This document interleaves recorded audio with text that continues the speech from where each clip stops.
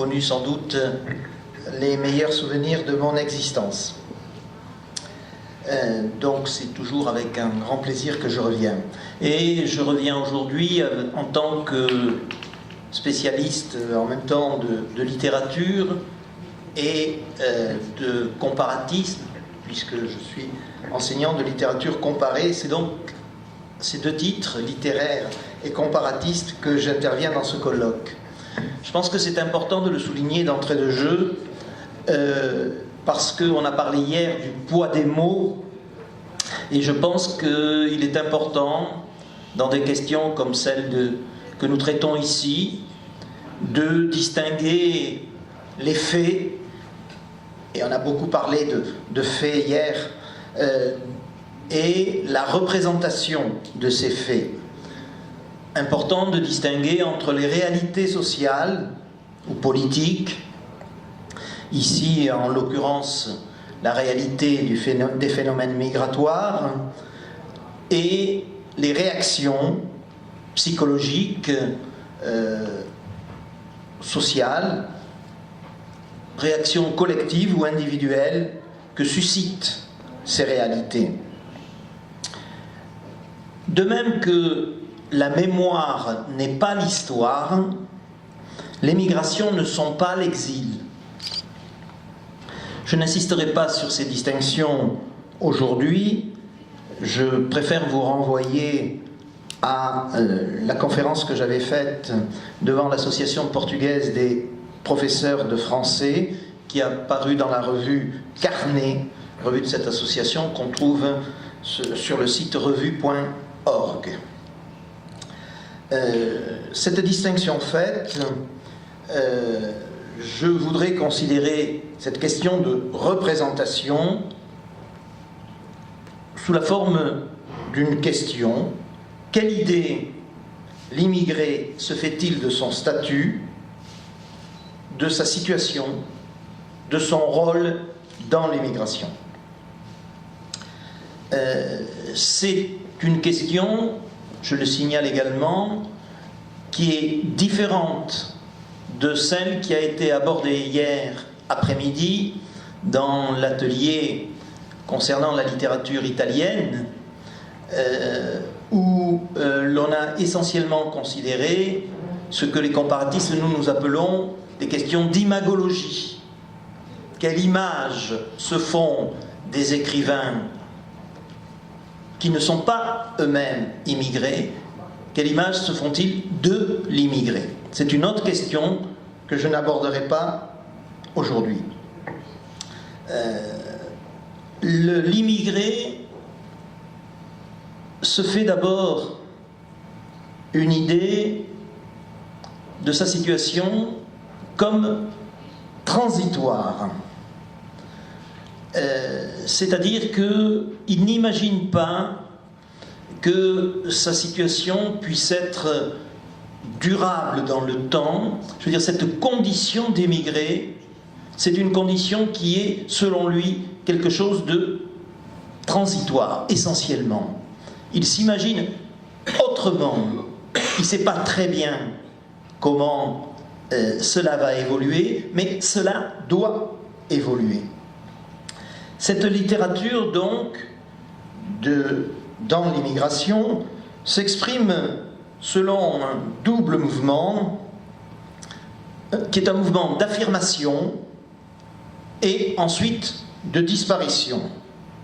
Je terminerai, en conclusion, j'introduirai un troisième terme ou un troisième corpus à cette comparaison que j'essaie de faire entre littérature italienne en Tunisie et littérature espagnole en Algérie. Ce troisième terme, ça sera la littérature beurre. Mais si on y réfléchit bien, la littérature beurre, on en a beaucoup parlé il y a une quinzaine ou une vingtaine d'années, jusqu'à la constituer en sous-partie de la littérature maghrébine.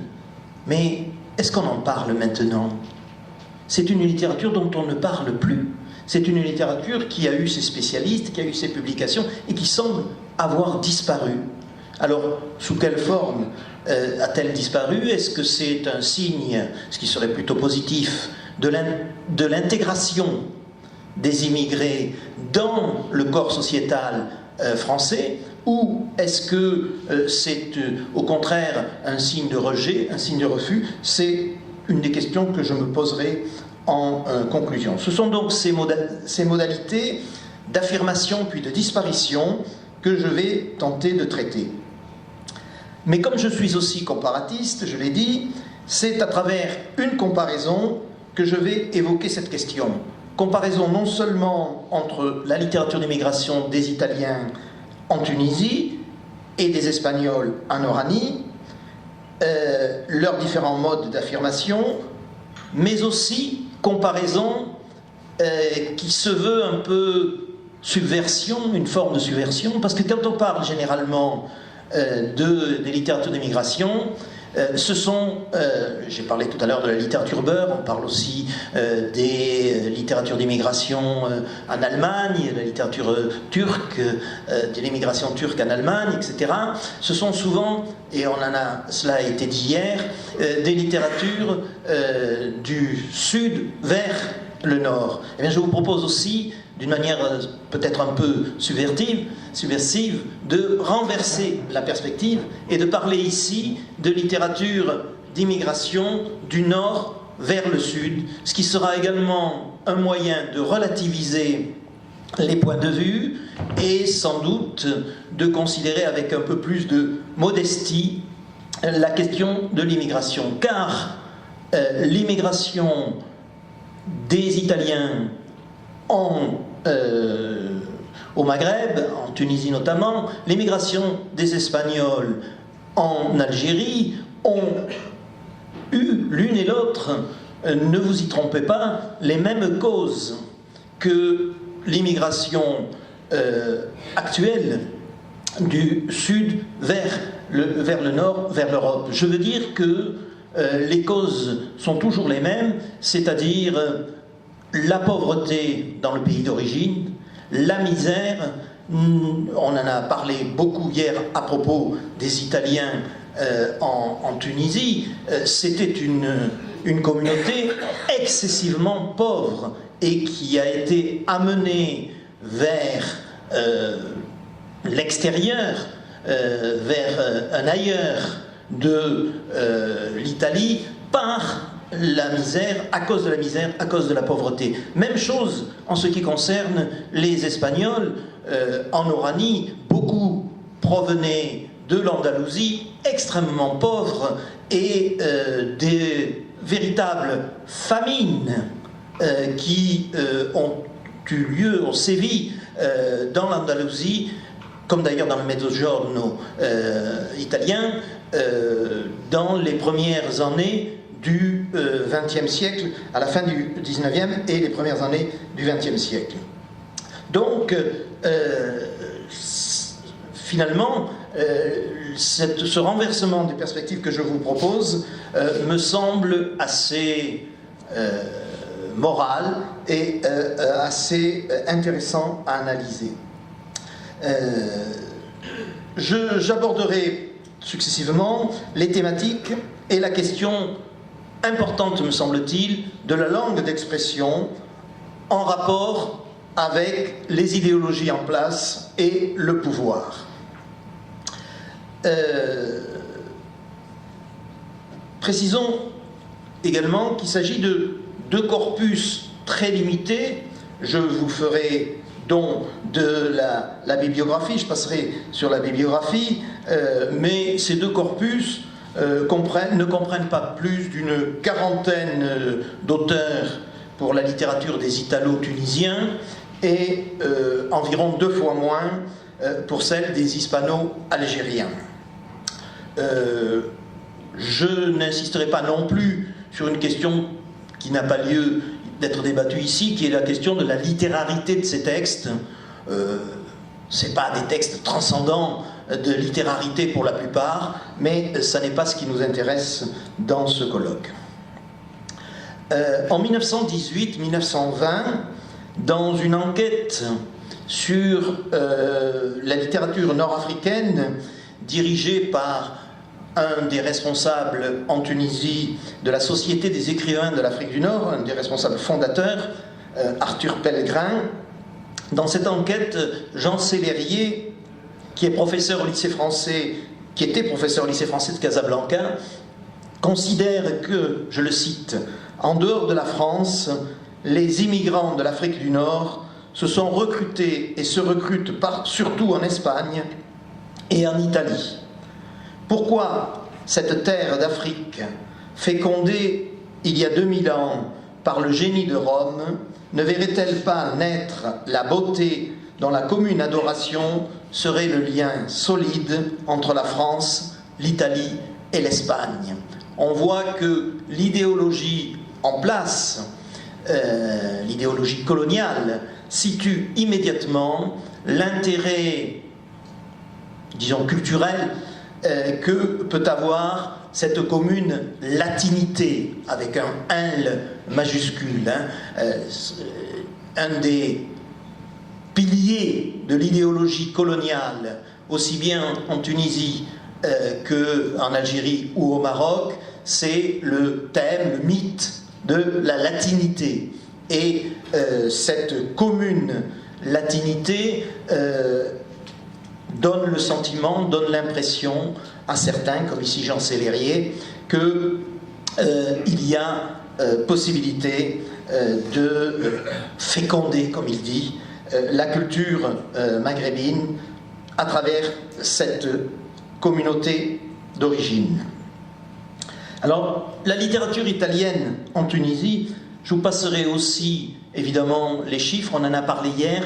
C'est toujours très difficile d'établir des chiffres d'une communauté, parce que soit on les possède à travers les données officielles du protectorat, notamment français en Tunisie. Or, vous imaginez bien que ces données sont faussées par la concurrence qui a toujours existé démographique entre la France et l'Italie, en Tunisie, s'entend, et ces données-là, évidemment, doivent être prises avec beaucoup de précautions. Donc je vous passerai les chiffres, ce n'est pas ce qui nous intéresse le plus, pour parler du contexte. Difficile d'avoir donc des données franches et fidèles, tant l'enjeu démographique est grand.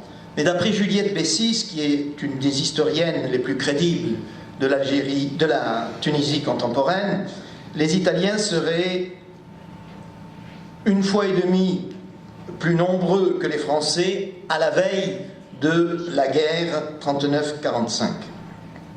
Même si une large majorité de cette population est analphabète, on l'a vu hier, l'Italie possède, dès avant l'installation du protectorat français, ses propres écoles en Tunisie, ses sociétés savantes ou philanthropiques, ses journaux, ses imprimeries. Tout cela a été dit hier. Rien d'étonnant donc que dans un tel contexte, rien d'étonnant à ce que pendant plusieurs décennies, la production culturelle de cette communauté s'exprime directement en langue italienne. Retenons donc cette première équation économique, démographique et culturelle. Lorsque le poids d'une communauté est favorable, l'expression se fait dans la langue source. Lorsque ce poids s'inverse, ce qui est le cas très tardivement pour les Italiens en Tunisie, ce qui sera le cas beaucoup plus tôt pour les Espagnols en Oranie, la langue dominante devient celle du pouvoir en place et s'impose progressivement, pouvant conduire jusqu'à la disparition de cette forme d'expression. Soit la littérature passe de la langue source à la langue dominante, soit elle disparaît, soit, troisième terme, et on en a aussi parlé hier, elle s'invente sa propre langue. J'y reviendrai en conclusion. Deuxième exemple, la littérature des Espagnols en Oranie. Le contexte est différent, très différent. Dès les débuts de la colonisation française en Algérie, l'élément espagnol constitue certes également, comme les Italiens en Tunisie, une part importante et parfois majoritaire de la population de l'Oranie. Une ville comme Oran est souvent décrite par les écrivains voyageurs comme une ville typiquement espagnole.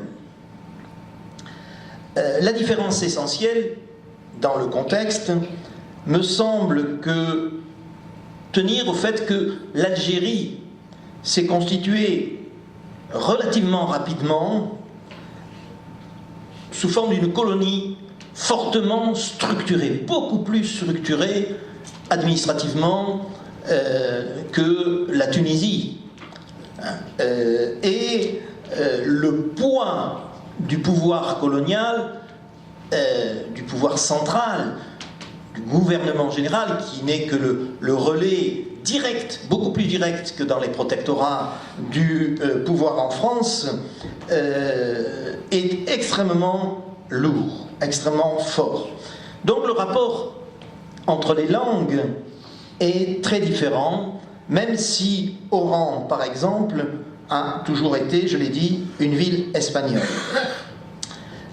C'est-à-dire une ville où l'on parle très largement espagnol dans les rues, où paraissent de nombreux journaux et périodiques dans cette langue, où, comme en Tunisie pour l'italien, il y a des écoles, des sociétés savantes, culturelles, espagnoles. Ce contexte ayant été établi, un mot sur les thématiques. Il y a lieu de distinguer, à mon avis, entre littérature d'immigration et littérature d'exil. La nôtre, je veux dire la littérature d'immigration, est davantage tournée vers le présent d'abord, surtout vers un avenir que, je l'ai dit en introduction, dont on ignore ce qu'il sera encore, mais on se projette quand même vers l'avenir quand la littérature d'exil est totalement rétrovertie.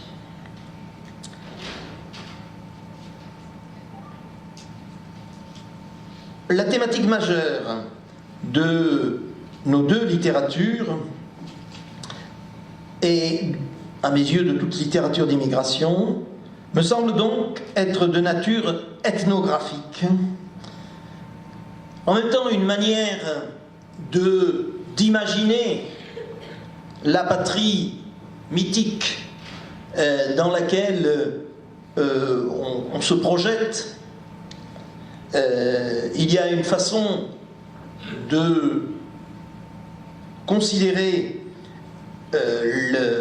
l'espace qui est tout à fait imaginaire et tout à fait mythique, dans lequel on projette cet avenir incertain, et également une manière de magnifier ces petits peuples et de pérenniser une mémoire que l'histoire, finalement, condamne peu à peu et qui va bientôt disparaître. C'est donc une littérature qui insiste sur les modes de vie, les particularismes, les pratiques, au sens que Bourdieu donnait à ce terme, l'évocation des petits métiers spécifiques, on en a parlé hier. Cela passe également par la cuisine, les rites, les superstitions, la pharmacopée, le vêtement traditionnel. Ça passe aussi par une surévaluation, une double surévaluation. Surévaluation de la patrie d'origine et surévaluation de la patrie mythique dans laquelle on se projette, qui n'est pas du tout, évidemment, la patrie d'accueil.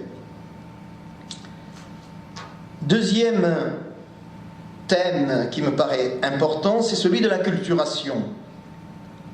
Individuellement et collectivement, la survie dans la société d'accueil passe, et l'écrivain émigré le ressent forcément, par la culturation.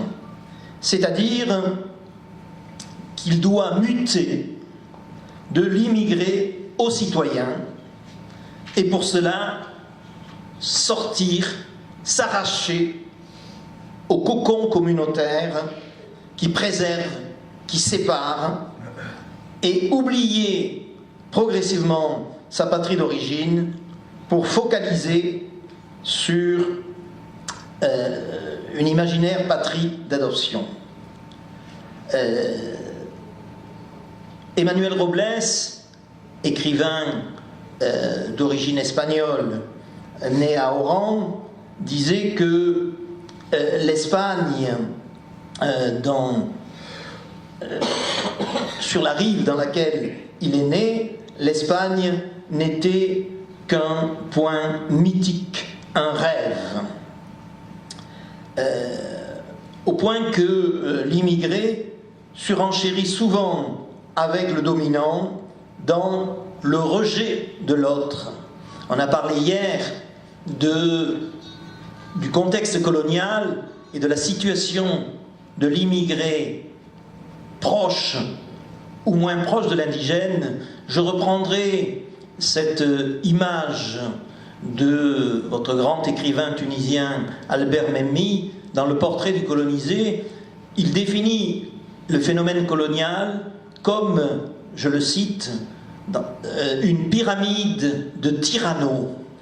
Une pyramide de tyrannos, ça veut dire que dans le système colonial, chacun, par de petits avantages, se fait le petit tyran de celui qui est en dessous, étant bien entendu que celui qui est à la base de la pyramide, c'est l'indigène.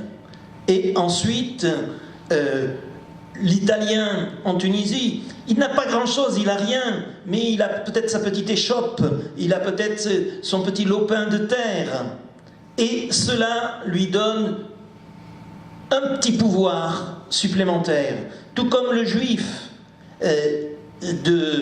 d'Algérie ou de Tunisie, avec cet avantage évidemment pour celui d'Algérie que dès 1870 il va être naturalisé français, ce que ne sera pas l'indigène grâce au décret Crémieux, et tous ces petits avantages-là, cette naturalisation pour les juifs d'Algérie, c'est le fait que le père d'Albert Memmi, par exemple, pour ne prendre que cet exemple, n'avait pas grand-chose, mais il avait quand même une échoppe de bourrelier. Il était bourrelier, donc il avait un petit commerce, un petit artisanat, et cela le place un tout petit peu au-dessus de l'indigène. Et cette pyramide de tyrannos, alors vous voyez pourquoi aussi la notion de pyramide, parce que la base, et c'est ça qui va faire sa force dans la lutte pour la décolonisation, la base est la plus large démographiquement, bien sûr, et c'est ce qui va permettre de déclencher les luttes de décolonisation, en particulier évidemment en Algérie. Donc, cette pyramide introduit une concurrence forcément entre les diverses communautés et d'une certaine manière les Italiens de Tunisie comme les Espagnols d'Algérie entrent malgré eux dans le jeu de la concurrence coloniale. Parfois, mais cela est d'autant plus rare quand la société est fortement structurée sur des valeurs de domination, comme la société algérienne, la fraternité des exclus et des dominés l'emporte sur l'identité ethnique. Je pense, en ce qui concerne le phénomène Beur en France, à cette sensibilité qu'on a relevée dans la France des années 80 et 90 et qu'on a appelée la sensibilité Black Band Blur. le rôle des espaces de mixité, car il en existe malgré tout, même dans tout système fortement structuré sur la domination, je pense aux écoles, je pense aux associations populaires, joue un rôle modérateur par rapport aux lieux communautaires. Il y a un effet, là aussi, de modération, de modulation entre des lieux comme l'école, les associations populaires, qui sont des lieux d'intégration, et des lieux communautaires qui peuvent être des lieux de, sinon d'exclusion, du moins de particularisme. Je pense aux lieux de culte, je pense aux associations communautaires. Parmi les thématiques également intégration-rejet, on peut citer la question du mariage mixte, qui en même temps accélère ou facilite le passage vers l'assimilation, mais qui également peut exclure par rapport à la communauté. Je renvoie là au très beau roman d'Albert Memmi encore, qui s'appelle Agar.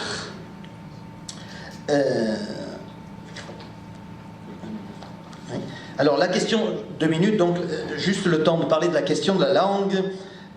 Au début de ces littératures, l'affirmation et la valorisation du pays d'origine passe par l'adoption de la langue maternelle, d'autant plus vivace que le groupe est socialement fort, comme les Italiens en Tunisie. Il existe donc une littérature italo-tunisienne en langue italienne, qui n'est pas négligeable en quantité, qu'il est beaucoup plus, à mon avis, en qualité, mais peu importe. En revanche, la littérature en langue espagnole se développera davantage. La littérature espagnole se développera davantage en langue française qu'en langue espagnole, pour les questions que j'ai indiquées tout à l'heure de domination. Puis au fur et à mesure de l'évolution des individus et l'évolution surtout de la communauté, cette langue peut être abandonnée au profit de la langue d'adoption. C'est le poids de l'appareil idéologique. Je pense par exemple à l'itinéraire de 2 écrivains italiens de Tunisie, dont l'un va être porté par l'idéologie française comme un des poètes de cette latinité dont je parlais tout à l'heure. C'est Mario Scalesi, connu en France sous le nom de Marius Scalesi. Vous voyez, même son nom a été francisé. Et il y en a un autre qui est le poète Guido Medina, dont l'œuvre est passée progressivement de la langue italienne à la langue française. On s'aperçoit qu'au fil de son œuvre, sur 20 ou 25 ans, il écrit progressivement, il passe progressivement de la langue italienne à la langue française, avec tout un appareil de légitimation dans cette langue française. Par exemple, il va faire préfacer l'un de ses recueils de poèmes par Paul Valéry, un des poètes français les plus reconnus. C'est une manière de légitimer son passage à son assimilation française. Donc, ces 2 exemples, mais, et c'est là que ça me paraît intéressant, et c'est là aussi que je vais tenter un retour en conclusion sur la littérature beurre, entre ces 2 possibilités, au départ, l'usage de la langue source, ensuite le passage à la langue française qui va conduire à la disparition. Et je vous signale qu'en ce qui concerne les Italiens de Tunisie, il existe un magnifique roman qui est en quelque sorte le tombeau de la communauté italienne de Tunisie. C'est le roman de Salmieri, Adrien Salmieri, qui s'intitule Chronique des morts, paru chez Julliard en 1974. L'écrivain Salmieri